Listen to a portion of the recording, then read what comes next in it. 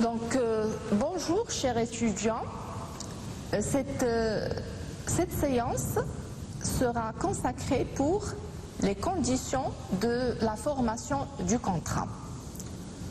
Pour qu'il soit formé, le contrat doit répondre à certaines conditions de fond et de forme. Concernant les conditions de fond, au niveau des conditions de fond, on peut dire que l'article, on cite ici le cas de l'article 2 du Dahir des obligations et contrats, qui a déterminé les conditions de fond nécessaires pour la formation de tout contrat. Dans ce cadre, l'article 2 du Dahir des obligations et contrats dispose que les éléments nécessaires pour la validité des obligations qui dérivent d'une déclaration de volonté sont, premièrement, la capacité de s'obliger, deuxièmement, la déclaration valable de volonté portant sur les éléments essentiels de l'obligation, troisièmement, un objet certain pouvant former objet d'obligation, quatrièmement, une cause licite de s'obliger. Donc, ce sont les conditions de fond qui doivent exister au niveau de tout contrat. Et bien sûr, contrat, le terme contrat, comme ça a été déjà précisé, c'est l'échange de consentement. Donc, c'est la rencontre entre deux volontés ou plus. Donc, cette rencontre de volonté, elle nécessite bien sûr, on a dit, c'est le consentement, et ce consentement doit émaner de personnes qui sont capables. Donc, comme on va l'étudier et approfondir les connaissances sur ce point, capable, c'est-à-dire personnes qui répondent à l'âge de la majorité déterminé dans l'âge de 18 ans et qui jouissent de leur capacité mentale. Et aussi, il faut un objet qui est licite et aussi une cause licite.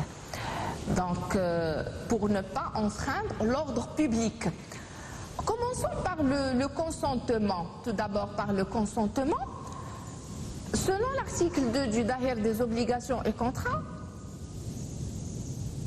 donc, le législateur a exigé l'existence de ce consentement.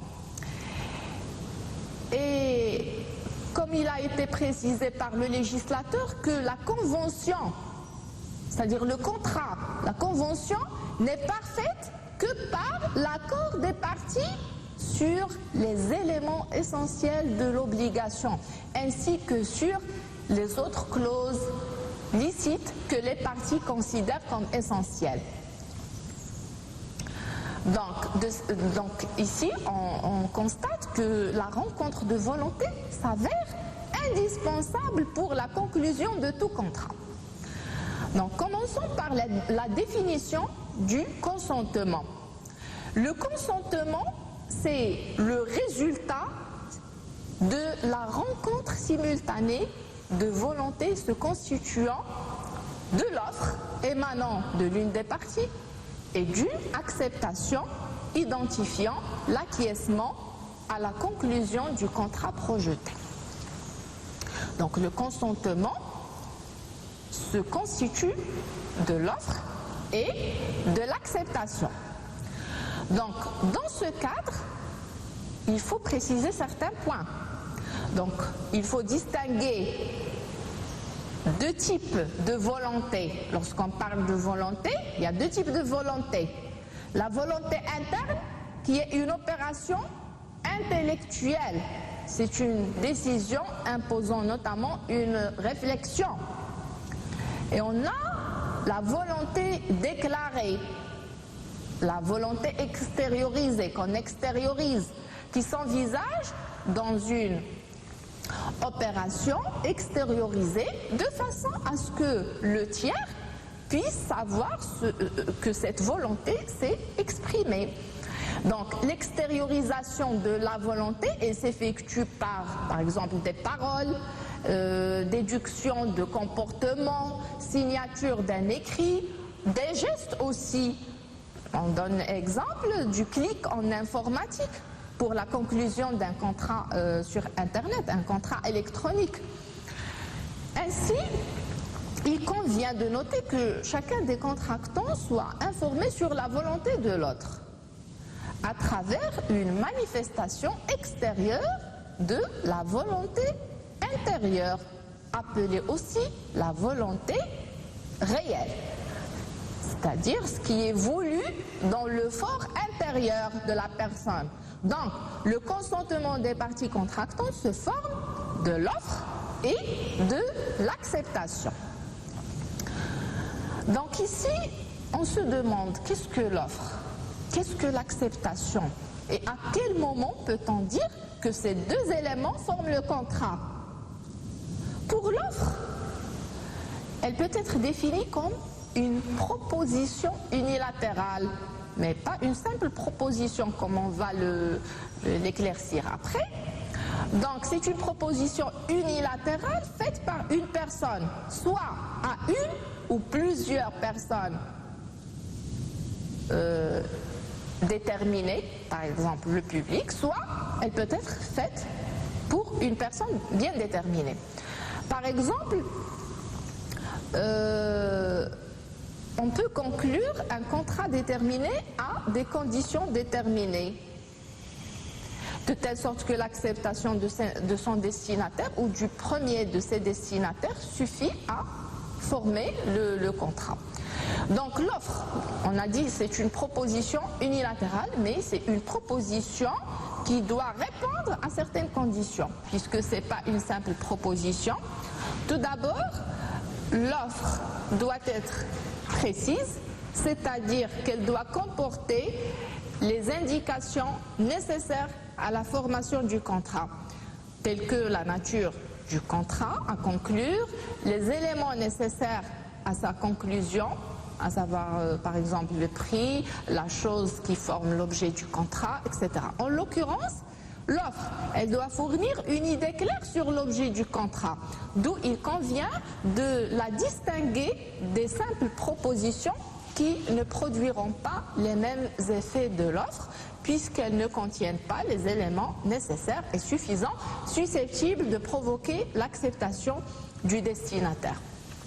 De même qu'elles n'expriment pas la volonté du pollicitant d'être engagé. Ensuite, la deuxième condition, c'est que l'offre, elle doit être ferme, c'est-à-dire qu'elle doit exprimer la volonté nette de conclure le contrat.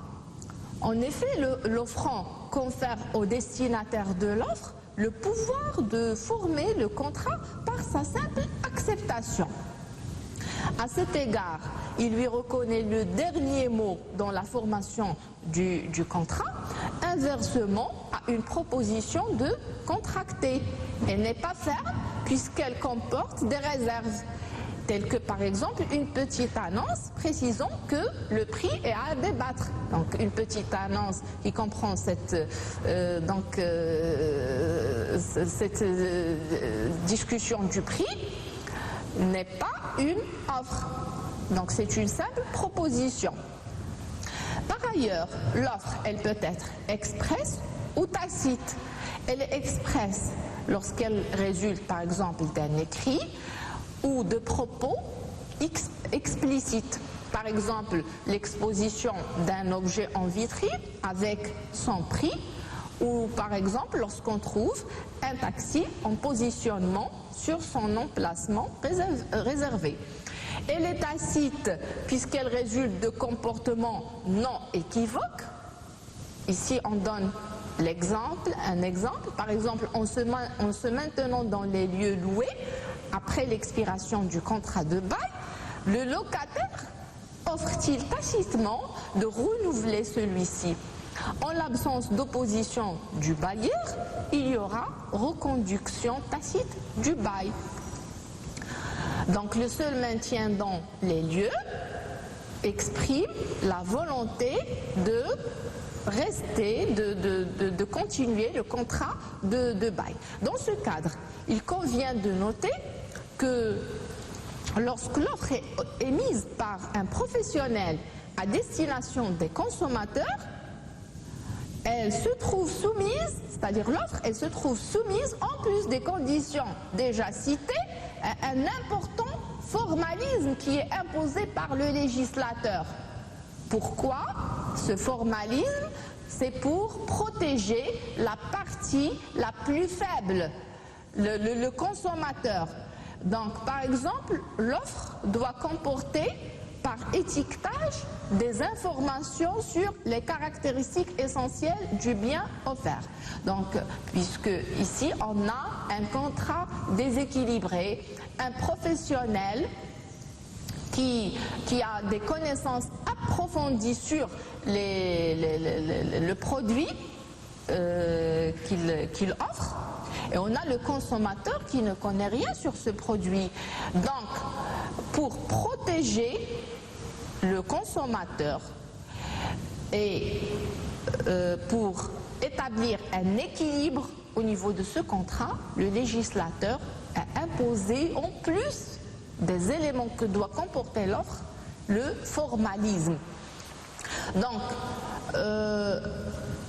les conséquences ou les effets de l'offre. L'offre peut avoir deux conséquences.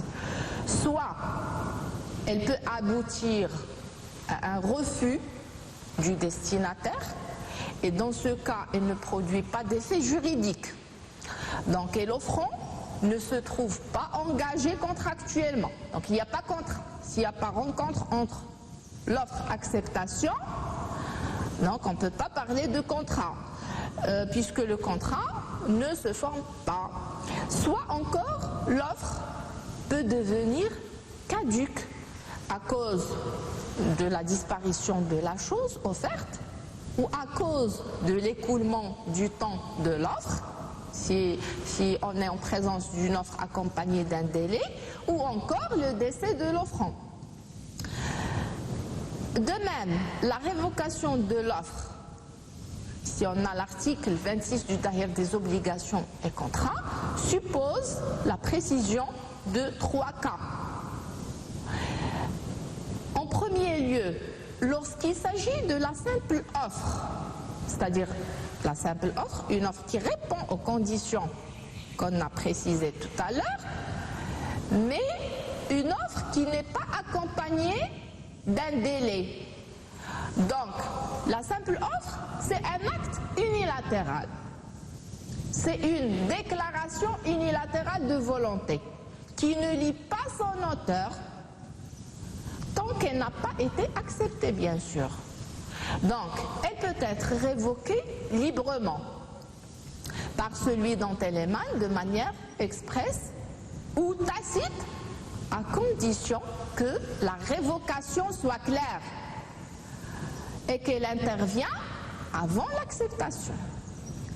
Le second cas, c'est lorsqu'il s'agit d'une offre accompagnée d'un délai.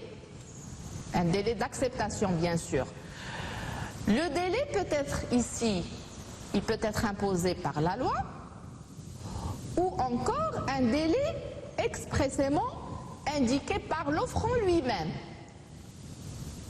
Donc, l'offre dans ce cadre, elle ne peut être révocable tel qu'il a été précisé par l'article 29 du Dahir des obligations et contrats. Donc, elle se transforme en un engagement unilatéral de volonté. Ici, l'offrant, celui qui fait l'offre, sera engagé de respecter le délai. Donc, il ne se libère de son engagement qu'après l'expiration du délai de l'offre. Donc, l'offre ne peut former le contrat que si elle est acceptée par le destinataire. Et c'est au moment de l'acceptation que l'offre produit son principal effet et par conséquent, l'offrant s'engage contractuellement. C'est-à-dire, dès qu'il y a acceptation, on est en présence de la formation du contrat. C'est l'article 23 du Dahir des obligations et contrats. Donc, en fait, l'acceptation constitue l'acte de volonté par lequel le destinataire de l'offre acquiesce à l'offre dans le délai prévu et qui, réalisant la communauté d'options entre les contractants, opère le consentement. Donc la rencontre entre l'offre et l'acceptation donne lieu à la formation du contrat. Mais ici, on se pose la question, est-ce que l'acceptation doit répondre aussi, comme l'offre, est-ce qu'elle doit répondre à des conditions bien précises? La réponse est oui. Le législateur aussi a imposé l'existence de certaines conditions liées à l'acceptation. Quelles sont ces conditions? Tout d'abord, elle doit émaner librement de son auteur, puisque la formation du contrat doit répondre au principe de la liberté contractuelle. Et elle doit être, la deuxième condition, elle doit être identique à l'offre. Donc à ce titre, l'article 28 du Dahir des obligations et contrats précise que la réponse est réputée conforme aux offres lorsque celui qui répond dit simplement qu'il accepte ou lorsqu'il exécute le contrat sans faire réserve. De même qu'elle doit être pure et simple, du fait qu'une offre conditionnelle ou restrictive équivaut au refus de la proposition. D'ailleurs, c'est ce qui a été précisé par l'article 27 du Dahir des obligations et contrats. Donc, il ne doit pas y avoir une réserve ou une condition pour dire qu'il y a une acceptation. Donc, la conformité de l'acceptation signifie qu'elle soit extériorisée par une expression valant acceptation, telle que par exemple le mot j'accepte ou encore l'exécution du contrat sans faire réserve. Donc l'expression de l'acceptation, elle peut être expresse par une parole, j'accepte, ou encore tacite par l'exécution du contrat et sans faire réserve. Et ce qu'on doit signaler ici, c'est qu'une réponse conditionnelle, s'il y a une réponse mais conditionnelle accompagnée d'une condition, ici on est en face d'un refus. Donc on dit que une réponse conditionnelle vaut refus, ceci lorsque le destinataire refuse purement et simplement ou encore lorsqu'il accepte une partie et refuse l'autre. Donc le refus, c'est soit un refus total, soit qu'on a une acceptation mais accompagnée d'une condition aussi. Ce cas est considéré comme un refus. Et dans ce cas, il y a ce qu'on appelle la contre-offre. Donc, ce qui engendre un renversement des situations. Le destinataire de la première offre se transforme en offrant et c'est l'acceptation éventuelle de l'offrant initial devenu destinataire de la seconde offre.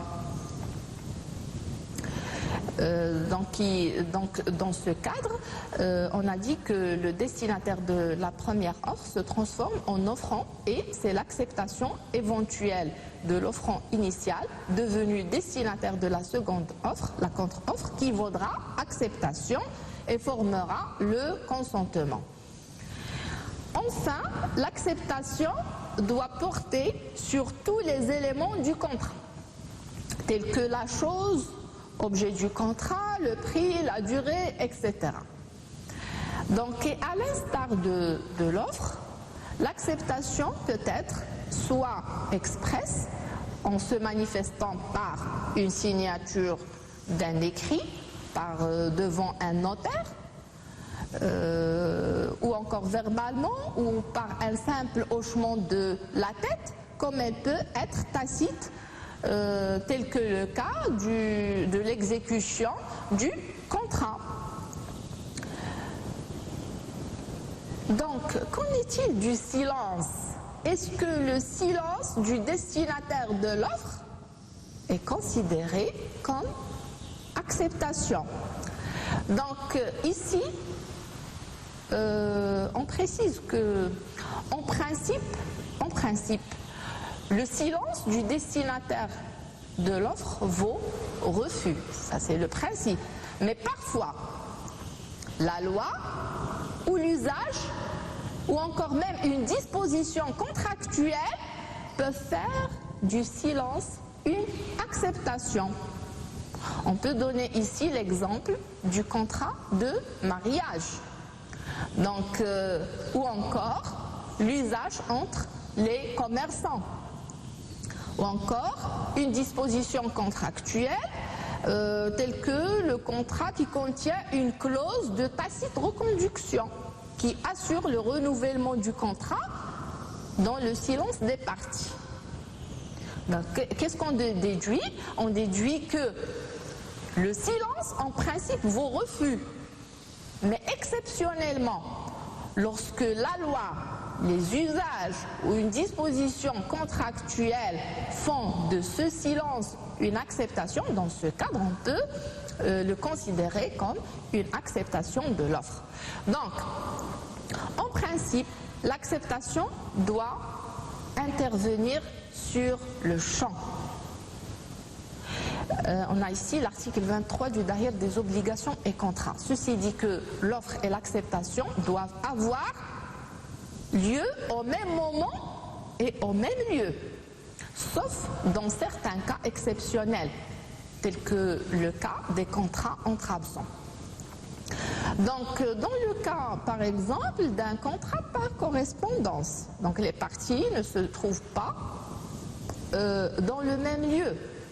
Donc ici, on a l'article 24, par exemple, du Dahir des obligations et contrats, qui précise que le contrat est parfait au moment et dans le lieu où celui qui a reçu l'offre répond en l'acceptant.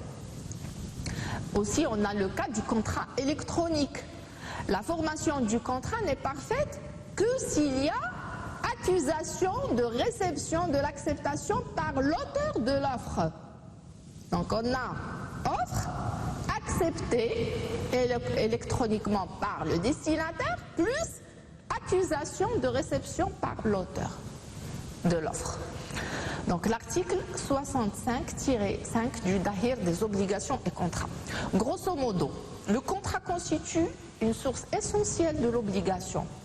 Dans ce cadre, le principe de l'autonomie de la volonté et son corollaire, la liberté, le principe de la liberté contractuelle, constituent les principaux fondements de la formation du contrat. En revanche, pour parler d'une volonté autonome et libre, il faut que le contrat soit exempt de tout vice du consentement. Et dans ce cadre, on a l'article 39 du Dahir des obligations et contrats qui précise que est annulable le consentement donné par erreur, surpris par dol ou extorqué par violence. Donc, les vices du consentement sont considérés comme l'un des cas provoquant la récision de l'obligation, dans l'article 311 du Dahir des obligations et contrats. Donc,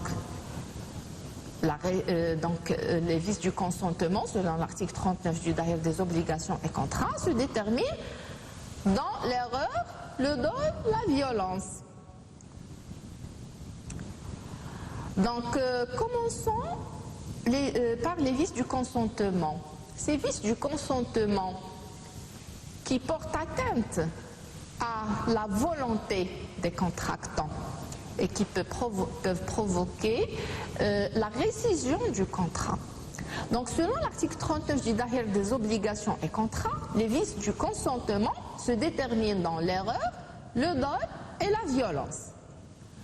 Ils sont retenus comme cause d'annulation de l'obligation s'ils sont déterminants.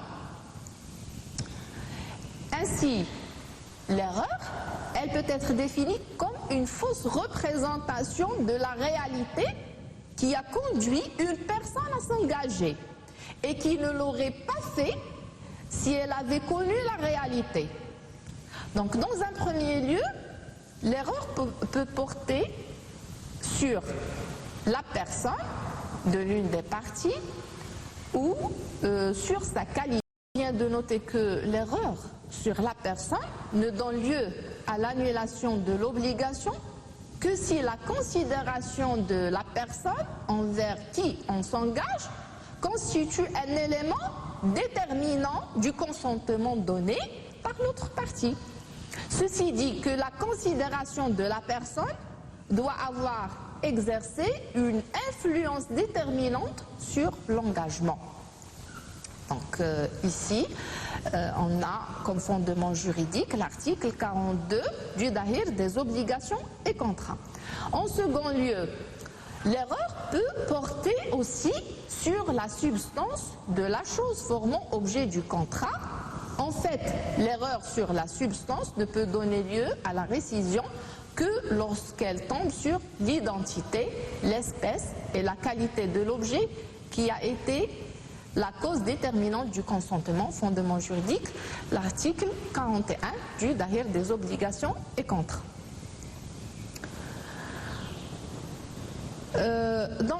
Ici, l'article 40 du Dahir des obligations et contrats a exigé l'existence de deux conditions pour que l'erreur donne lieu à la récision.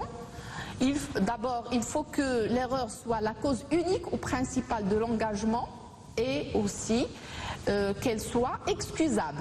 C'est-à-dire, dans ce cadre, on peut dire que l'erreur n'est pas excusable lorsqu'elle est commise par un professionnel, par exemple. Ensuite, on a la violence qui constitue un autre vice du consentement. Elle est définie par l'article 46 du Dahir des obligations et contrats, en plus du dol, qui est considéré comme toute ruse, comme toute manœuvre frauduleuse utilisée par un contractant afin d'induire son partenaire en erreur. En plus de ces vices, il y a la lésion qui constitue un déséquilibre entre les prestations réciproques des parties. Dans ce cadre, on a l'article 56 du Dahir des obligations et contrats qui précise qu'est réputée lésion toute différence au-delà du tiers entre le prix porté au contrat et la valeur effective de la chose. Mais la lésion, elle ne provoque la récision que si elle est causée par le dol de l'autre partie ou de celui qui la représente. Merci, chers étudiants, et bon courage.